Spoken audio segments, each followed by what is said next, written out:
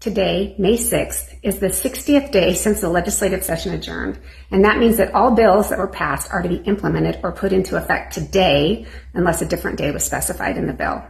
Hi, welcome to Mondays, or Tuesdays in this case, with Marcia. I'm Marcia Judkins, a former member of the Utah House of Representatives, and I'm here to talk Utah politics with you.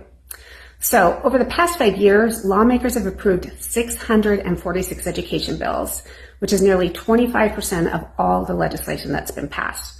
A lot of these bills provide real benefits for students, parents, and educators, but the volume of these new regulations places a real burden on local education agencies, which are expected to comply with what are often complex statutory requirements under very tight timelines. Not all of these bills make sweeping changes, but the sheer number is staggering.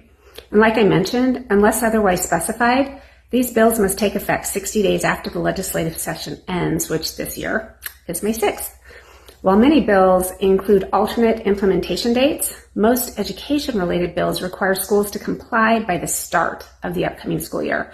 So this gives schools just a few short months to understand, plan for, and implement these changes. And anyone working in education will tell you that this compressed timeline makes it extremely difficult to get all the necessary pieces in place.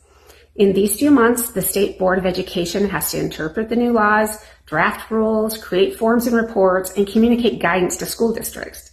The districts themselves then have to revise policies, adjust budgets, change curriculum, train staff, and take all the other necessary steps to comply. And this is often with no additional funding.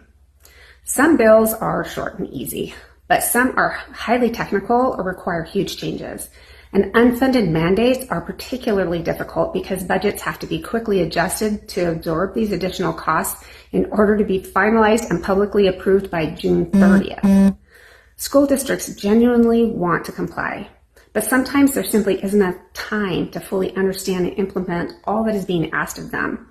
So unfortunately, when that happens, districts are often accused of dragging their feet or not doing their job, when really they're working under intense pressure with limited time and resources.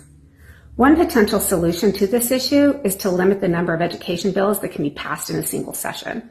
But I'm not sure I love that idea of arbitrary cutoffs, especially if it means that good, thoughtful bills might never get heard.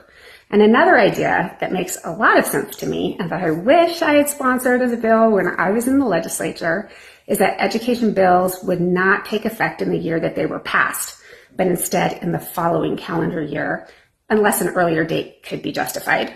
So education bills passed in 2025 would not take effect until 2026, unless a different implementation date was written into the bill.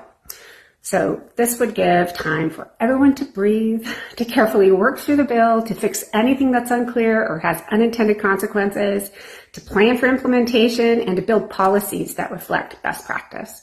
In other words, it would set districts up for successful implementation instead of just rushing and hoping that nothing gets missed.